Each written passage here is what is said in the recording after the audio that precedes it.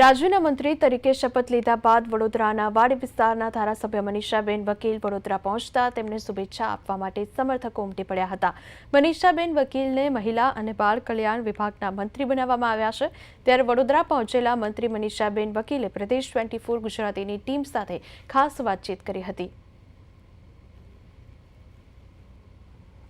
રાજ્યના મૃદુ અને સંવેદનશીલ મુખ્યમંત્રીના વિસ્તરણ બાદ મંત્રીમંડળની અંદર વડોદરાને પણ સ્થાન મળ્યું છે। વડોદરાના એક સમયમાં મંત્રીમંડળમાં સ્થાન પામેલા મનીષાબેન વકીલ ફરી રિપીટ થયા છે। ત્યારે મનીષાબેન આપણી સાથે છે। દિવાળીના સપરમાં દિવસોની અંદર તેઓ આજે કાર્યાલય ખાતે પહોંચ્યા છે। મોટી સંખ્યામાં તેમના કાર્યકરોને સમર્થકો તેમને શુભેચ્છા આપવા આવ્યા છે। ત્યારે પ્રદેશ 24 પણ પહોંચ્યું છે। બેન, ફરીથી પુનઃ સ્થાન મળ્યું છે મંત્રીમંડળમાં।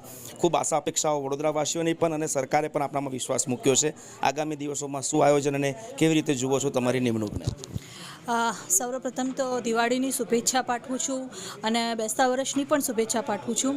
દિવાળીનો પર્વ, પ્રકાશનો પર્વ, અને એ સમય દરમિયાન જ જ્યારે આ જવાબદારી મળી છે ત્યારે સમગ્ર રાજ્યની જેટલી બહેનો છે, લગભગ 52% બહેનો છે, અને એની જવાબદારી કે એમની સુખ શાંતિ અને સમૃદ્ધિમાં વૃદ્ધિ કેવી રીતે થઈ શકે, સક્ષમ કેવી રીતે થઈ શકે, પગભર કેવી રીતે થઈ શકે, એ દિશામાં મારી કામગીરી રહેશે અને આવનાર દિવસોમાં એનું આપણને રિઝલ્ટ પણ જોવાનું મળશે। બેન, એક જોવાનું જોગ વાત છે કે ગત ટર્મમાં પણ આપણને એ જ મંત્રાલય મળ્યું હતું જે આ વખતે મળ્યું છે।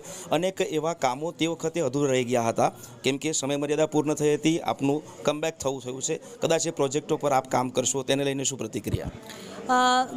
જે વખતે મને આ જવાબદારી આપવામાં આવી હતી ત્યારે ખૂબ મોટા કાર્યક્રમો પણ થયા, સાથે સાથે યોજનાઓ પણ એવી મોટી લાવ્યા આપણે, જે ખાસ કરીને સરગર્ભા બહેનો માટેની ચિંતા, નવા શિશુ જે બાળકો છે એમની ચિંતા, આંગણવાડીમાં જતા બાળકોની ચિંતા, એ બધી સમગ્ર ચિંતા કરીને ખૂબ સારી રીતે કામ કર્યું હતું। આવનાર દિવસોમાં એ જ દિશામાં આગળ વધીશું।